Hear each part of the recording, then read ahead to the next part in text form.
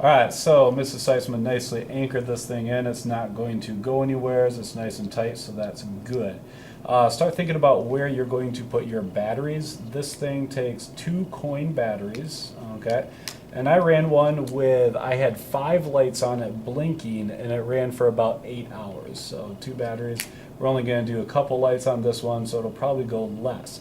We thought that the best way to attach this, once again, we're going to attach it from the inside. We felt that the best way to attach it is actually use this right here. It's Velcro with a sticky back on it. Now you'd have 2 pieces, obviously.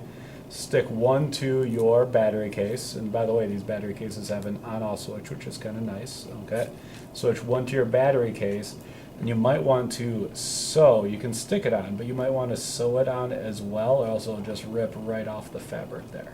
Okay, so start thinking about that ahead of time.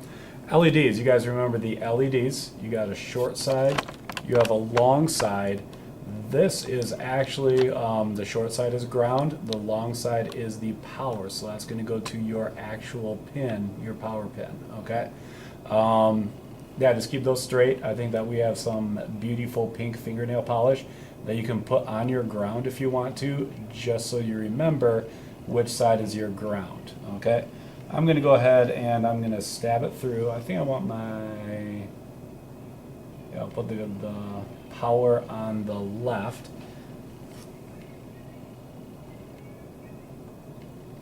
Keep them separate. You do not want these things shorting out, okay?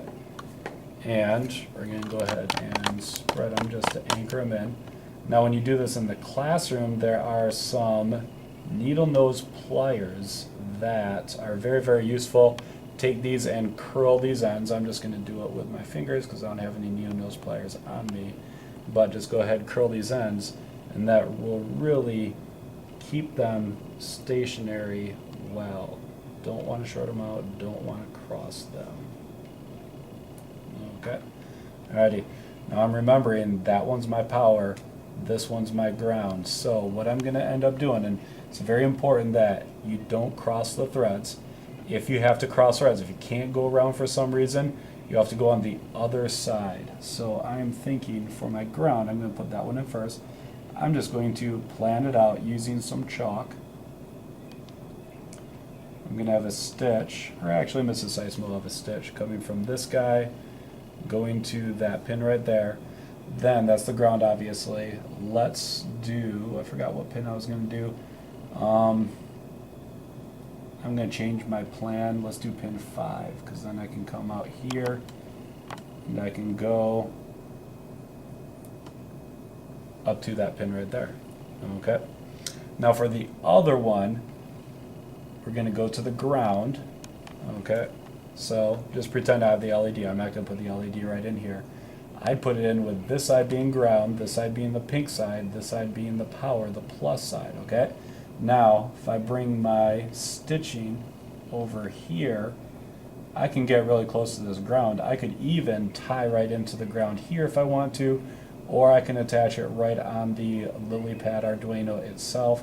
Either way, it doesn't matter because these are both going to be grounds. Okay. Then on the pin side, I'm going to use pin 8. I would probably come from pin 8, come around here, and boom, just like that.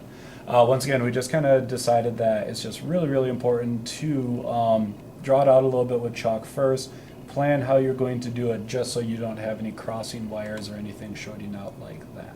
Okay? And now I think Mrs. Seitzman is going to show a little bit with the conductive thread.